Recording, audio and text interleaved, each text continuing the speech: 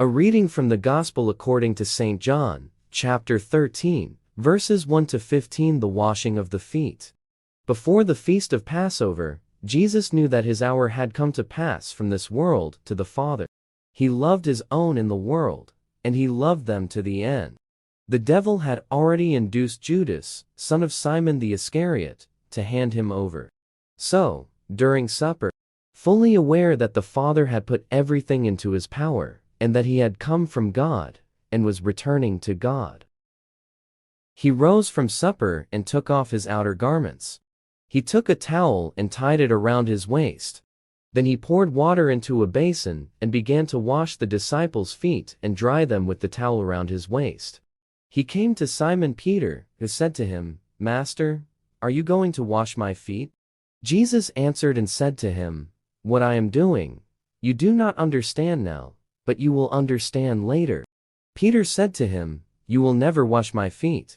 Jesus answered him, "Unless I wash you, you will have no inheritance with me." Simon Peter said to him, "Master, then not only my feet, but my hands and head as well."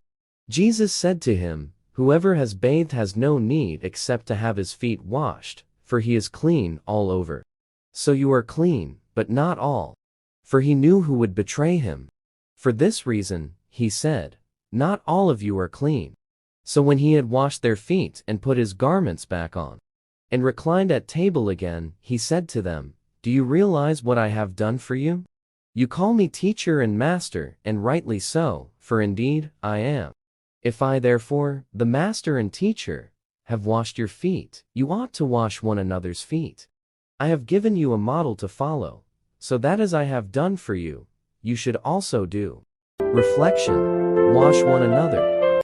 During the Last Supper, Jesus showed by example how his disciples are to treat one another.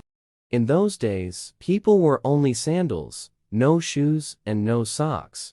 They walked on dusty and dirty roads, which meant that their feet got easily dirty. That is why, before they enter a house, it was customary that they must first wash their feet. For well-to-do families, they have servants to do it for their masters and guests. Jesus took the role of a slave and humbly washed the feet of his apostles. There are 3 important lessons that we can learn from Jesus in the story above. 1. There is a need to maintain cleanliness, not just physically, but more importantly, spiritually. Baptism made us clean, but our journey in this dirty world makes us unclean. Through repentance, we ask Jesus to wash away the dirt in our souls. It is important to practice hygiene, but we must always wear our baptismal garment of purity.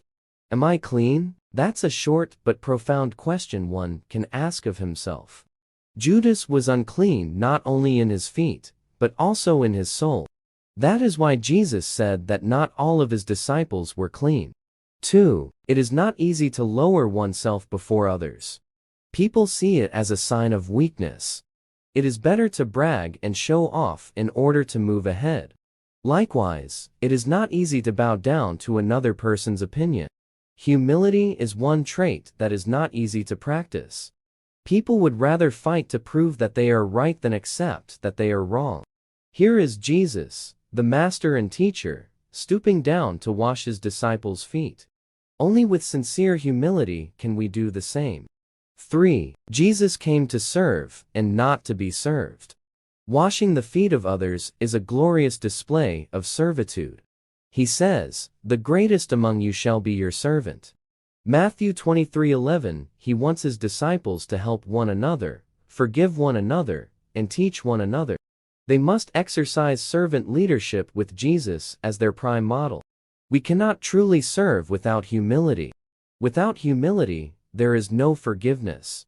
Without forgiveness, we cannot be made clean. Thank you for watching and listening. Have a blessed day.